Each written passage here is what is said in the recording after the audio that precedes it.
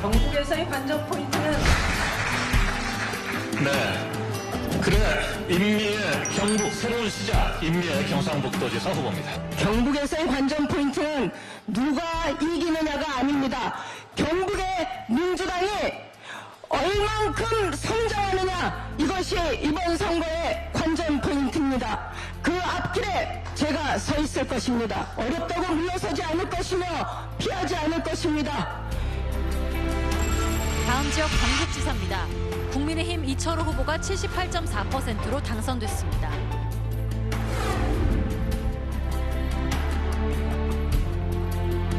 많은 분들이 하셨던 얘기가 역대급 어려운 선거다. 힘들다. 그런데 저 임기에는 역대급으로 사랑받았던 선거였습니다.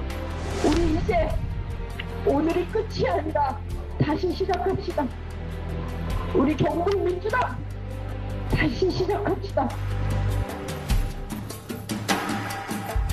지난 1일에 있었던 지방선거, 민주당은 참패했다는 평가가 지배적입니다. 그리고 이분도 떨어졌습니다. 떨어졌는데 전국적으로 이분만큼 떨어졌는데도 불구하고 언론에도 기사가 많이 나온 정치인이 있을까 싶네요. 가장 유명해진 정치인이다. 이런 역설적인 표현도 있습니다. 임미애 민주당 경북지사 후보자, 지금 경북도의원입니다. 어서 오십시오. 네, 안녕하십니까. 선거 끝나고 이제 20일이 조금 더 지났는데 말이죠. 어떻게 지내셨습니까? 뭐 도와주신 분들한테 인사하고 또 저희 지역마다 그 선대본 해단식이 있고 평가회가 있어서 다니면서 인사하고 평가 같이 하고 이러고 있습니다. 경북에서 네. 지금 사시는 곳은 의성이죠. 네. 마늘 유명한데. 네, 맞습니다. 예.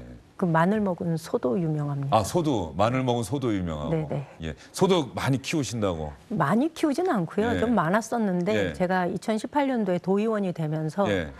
혼자 감당하기가 좀 어려워서 좀 많이 규모를 줄였습니다. 아, 그 선거전 과정에서 그런 얘기도 들으셨을 법하네요. 이렇게 네. 나와서 선거운동하면 소는 누가 키우냐고. 많이 들었죠. 예. 소들은 또 알아서 잘 큰다. 잘 큽니다. 예. 네. 자, 경북이라고 하는 곳, 대구라고 하는 곳, 사실은 민주당이 어려운 지역이라는 건 뭐 온 세상 사람들이 다 아는데 네. 민주당의 간판으로 여기서 내가 경북 도의원도 하고 경북지사 선거에도 나섰다. 왜 그랬을까? 이 어려운 길을 왜 선택했을까? 정치를 하려면 국민의힘, 전신정당 그쪽에 들어가서 했으면 벌써 정치적으로 갖고 있는 꿈이나 이런 것들을 더 이루는 데 도움이 되지 않았을까? 이런 질문 한번 드려볼게요.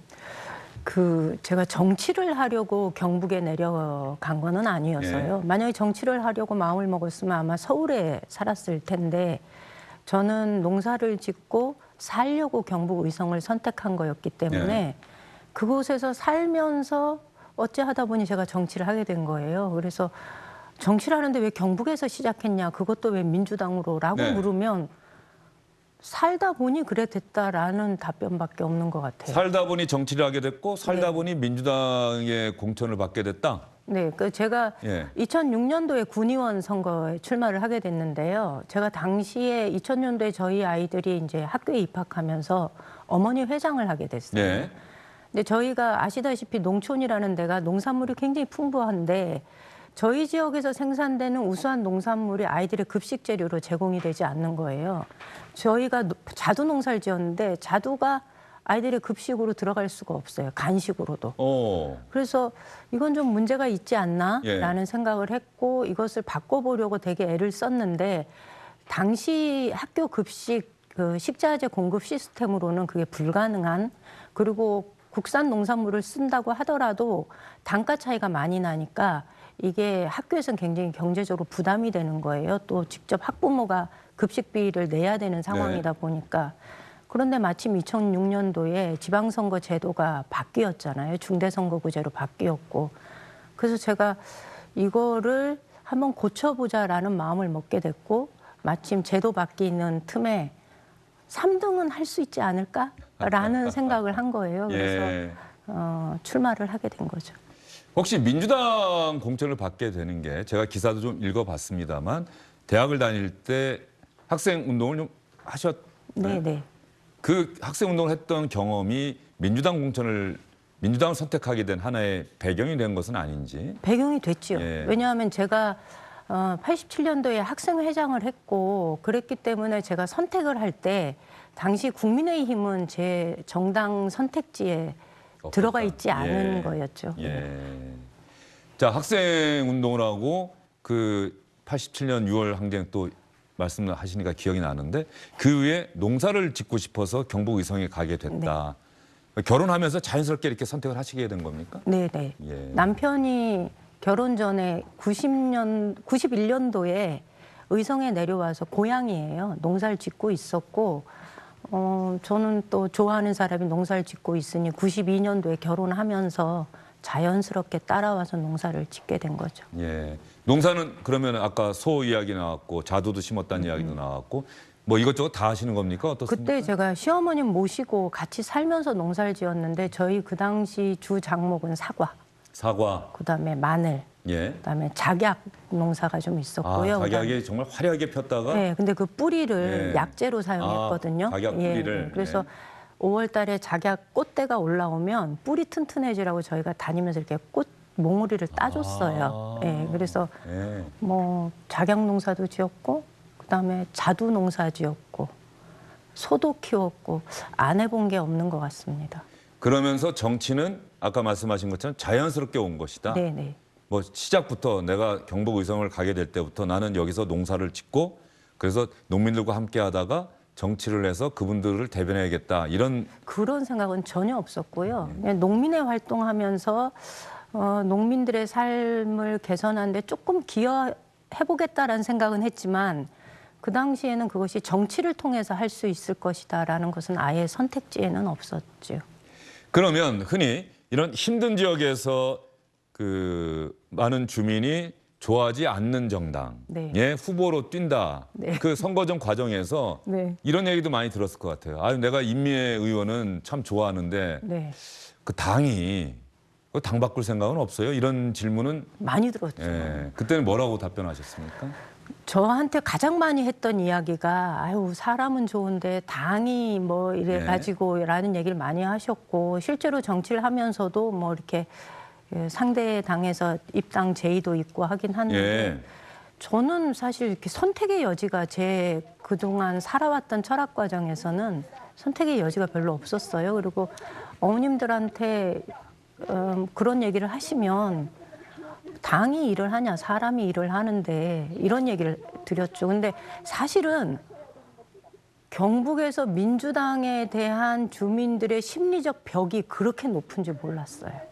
아, 도의원 4년 하시면서도요? 아니 그러니까 2006년 2006년 처음에 그렇게 도전하셨을 높은지 때 몰랐어요. 2004년도에 제 남편이 열린우리당 후보로 국회의원 선거에 출마했었는데 유세를 하는 과정에서 아 이게 민주당이 경북에서는 이게 심리적 벽이 뭐 63빌딩보다 높구나라는 걸 처음 깨달은 거죠. 그때 2004년에 17대 그때 열린우리당이 과반 의석 얻었을 텐데 그렇죠. 전국적으로 탄돌이라고 막 대거 당선이 될 때 당시 남편이 17%가량 한 18% 얻었나 이렇게 얻었는데요. 근데 그 당시 경북에서 가장 많이 얻은 표였어요. 그게. 그러니까 제가 서울에서 계속 살던 사람이 경북에 내려가서 이웃 사람들하고 살 때 정치적인 얘기를 많이 하지 않잖아요. 그러다 보니 이분들이 민주당에 대해서 가지고 있는 생각이 어떤지를 확인할 길이 없었는데 막상 선거를 치러 보니까 벽이 굉장히 높았던 거죠. 근데 돌아설 수는 없었고. 벽이 높았다는 걸 느꼈지만 돌아설 수는 없었다. 네, 저는 그것이 옳다라고 생각을 했기 때문에 제가 이제 임미애 의원에게 정치란 농사와 함께 삶의 일부가 된 거네요. 그렇죠. 네. 아까 소는 누가 키우나라고 하는 이야기 저희가 약간 그 분위기를 좀 화기애애하게 이야기했습니다만 사실은 그 선거전 과정에서 그런 질문 받을 때마다 답변하시기가 쉽지는 않았으리라는 생각도 드는데 말이죠. 그럼 혹시 관련 영상이 있으면 한번 들어보고 이야기를 좀 이어가도록 하겠습니다. 제가 선거에 나올 때마다 많은 분들이 이렇게 묻습니다. 소는 누가 키우냐? 저희 집의 소들이 2006년부터 훈련이 아주 잘 돼서 지가 알아서 밥 먹고 지가 알아서 잘 큽니다. 이제는 제가 경북을 키워보려고 합니다. 자, 이렇게 선거전을 열심히 치렀습니다만 이번에도 의미 있는 득표율은 기록하셨죠? 22%가 조금 넘는 네. 그런데 많은 분들이 이 득표를 가지고 굉장히 잘 싸웠다 이렇게 얘기를 하세요. 그런데 당시 민주당이 경북의 지지율이 12.9%였어요. 네. 그거에 비교한다면 잘 싸운 득표인 것 같지만 실제로 지난 30여 년 동안 민주당이 경북에서 밭을 갈고 주민들로부터 마음을 얻고 했던 그 득표랑 비교를 하면 저는 굉장히 적게 얻은 득표라고 할 수 있죠. 그래서 많이 부족한 득표입니다. 전국적인 민주당의 득표율과 사실 대구 경북 지역에서 민주당 득표율은 좀 다른 관점에서 평가를 해야 된다라는 생각도 들긴 합니다만 그럼에도 불구하고 이번 지방선거에서 민주당이 국민들로부터 신뢰를 얻는데 실패했다. 인매의원도 본인의 선거도 물론 평가를 하셨겠습니다만 왜 민주당이 이번에 참패했을까? 어떤 생각 많이 하셨어요? 저희가 이번 선거 치르면서 오히려 저희 당을 지지하지 않는 분들은 선거 과정에서 굉장히 그 예의가 바르셨어요. 네. 그전에는 막 명함도 찍고 항의도 하고 막 빨갱이니 뭐 예. 이런 욕들을 하셨는데 선거 과정에서 그런 분들을 제가 한 분도 못 뵀어요. 오히려 민주당 지지자들이 저희한테 굉장히 심하게 그 호통도 치시고 실망감을 노골적으로 드러내고 그러셨어요. 뭐 어떤 경우에는 이 문턱을 넘지 마라. 나는 평생 민주당을 지지해 왔는데 이제 너희한테 마음 주고 싶지 않다라는 얘기를 하시는 거예요. 그러니까 정작 지지자들로부터 그런 얘기를 들을 때 굉장히 뼈아픈 거죠. 예.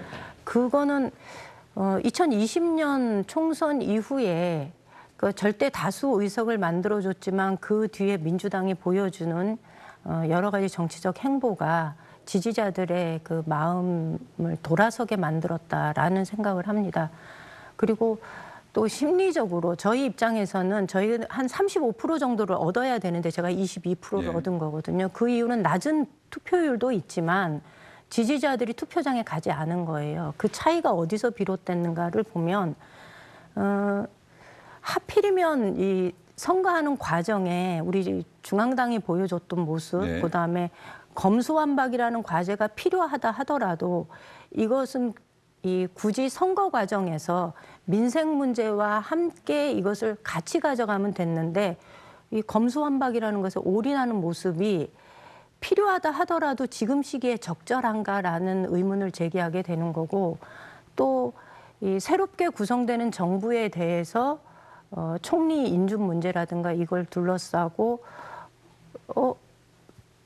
이렇게 하다가는 발목 잡는 거 아닌가라는 생각들을 좀 하셨던 것 같아요. 예. 그래서 이럴 바에는 좀 새롭게 구성되는 정부에 힘을 실어주는 게 좋지 않겠는가라는 생각을 하셨던 것 같고 그러다 보니까 저희가 실제로 후보자들이 움직일 때는 좀 많이 위축감을 느끼면서 선거운동을 할 수밖에 없었습니다.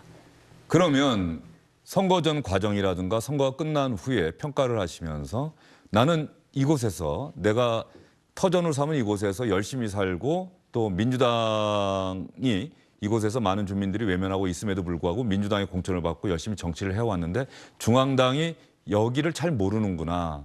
중앙당이 선거에 도움을 주기는커녕 오히려 손해를 끼치고 있구나. 네. 그러면 내가 좀 목소리를 내야겠다. 민주당의 중앙당도 좀 바꿔보고 생활정치, 민생 이게 말로만 되는 건 아니잖아요. 그런 생각 좀 안 해보셨습니까? 뭐 제가 조금 더 많은 득표를 얻어서 저한테 쏟아지는 관심을 우리 경북의 민주당 목소리를 내는데 사용하고 싶다는 생각은 했었습니다. 예. 그런데 뭐 그렇다고 해서 이번에 뭐 전당대회에 제가 참여할 의사가 있다거나 그렇지는 않습니다. 이번에 또 비대위에서 그 비대위 참여에 관한 제안도 있었는데 제가 중앙 정치보다는 저는 아직도 지방 정치에 관심이 많습니다. 그래서 예.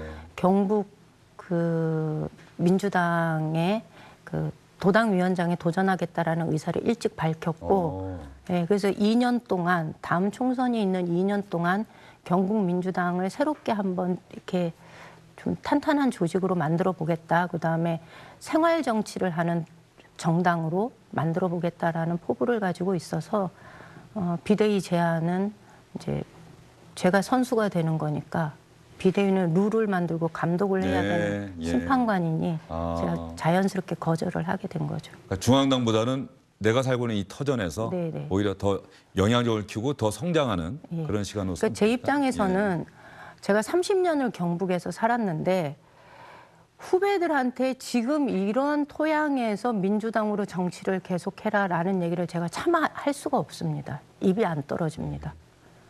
저는 30년을 그렇게 그 악착같이 버티면서 해왔을지 모르지만 제 후배들한테도 너도 내가 그랬으니 너도 그렇게 살면서 민주당을 해봐라는 얘기 제가 할 수가 없습니다. 네. 그러면 조금 더 나은 환경을 만들어줘야 되는데 그렇게 하기 위한 내 역할이 뭘까를 고민하면서 이번에 도당위원장 해보겠다. 그다음에 또 민주당 경북 입장에서는 선거제도 바꿔야 됩니다. 이번 지방선거를 보면은요. 대구 광역시의 시의원의 68%가 무투표 당선됐습니다. 네. 경북 도의원의 약 40%가량이 무투표 당선이 되었습니다. 경쟁자가 없어서 그렇죠. 민주당에서 후보를 찾지 못해서. 그렇죠. 예. 이런 선거 제도를 두고서 지방선거를 해라라고 얘기하는 건 정치권이 횡포를 부리는 거라고 저는 생각을 합니다. 중앙당, 중앙 정치 무대에 있는 사람들은 그 목소리를 알면서도 귀담아 듣지 않는 이러면 거죠. 안 되죠. 예. 네. 여전히 국민의힘은 영남권만을 바라보고 있고 민주당은 여전히 호남권과 수도권만을 바라보고서 정치를 한다면 이거는 정치인들이 기득권을 가지고 횡포를 부리는 거라고 생각을 합니다. 그래서 저는 이 문제가 지속적으로 문제 제기가 되고 다음 선거 전까지는 반드시 제도 개혁이 되어야 된다 이렇게 생각합니다. 그래서 중앙 정치 무대에 좀 진출하셔서 그런 목소리, 그런 제도 개혁을 이끌어내시는 역할을 하셔야 되는 것 아닌가. 제 역량이 예, 알겠습니다. 차근차근 단계를 밟아 나가시겠다는 생각으로도 해석이 되고요. 어쨌든 간에 민주당이 어려운 곳에서 계속 도전하는 것, 그것은 분명히 의미 있는 일이었다라고 하는 게 많은 분들의 평가였던 것 같습니다. 그리고 오늘 말씀 들으면서 모시기 참 잘했다는 생각이 드네요. 오늘 말씀 예. 잘 들었습니다. 네, 고맙습니다. 주영진의 뉴스 브리핑 시청자 여러분 잠시 후에 다시 돌아오겠습니다. 거리에서 그대 모습 생각해 이룰 수 없었던 그대와 나의 사랑을 가슴 깊이 생각. 네, 이문세 씨의 빗속에서 이 노래 여러분 많이 잘 아시죠? 오늘 비가 내리고 있습니다. 전국적으로 올해 장마가 오늘부터 시작됐다는 평가가 나오고 있습니다. 특히 내일까지 강하고 많은 비가 내린다고 합니다. 비 피해 없도록 단단히 대비하셔야 될 것 같습니다. 이번 비가 해갈에 큰 도움이 되고 또 비로 인해서 피해를 입는 분들이 없기를 정말로 바라는 마음 여러분도 다 똑같으실 것 같습니다. 주영진의 뉴스 브리핑 오늘은 여기서 인사드리도록 하겠습니다. 시청해주신 여러분 고맙습니다. 누가 닦아주나요 그런 뜨거운. 안녕하십니까, 주영진입니다. 더 많은 뉴스와 라이브 이벤트를 보고 싶으시다면 화면 오른쪽을 눌러서 구독해 주시기 바랍니다. 저희 SBS 앱을 다운로드 받으시면 뉴스 속보 알림도 받아보실 수 있습니다. 텔레비전으로도 SBS 뉴스, 유튜브로도 SBS 뉴스 잊지 마시기 바랍니다.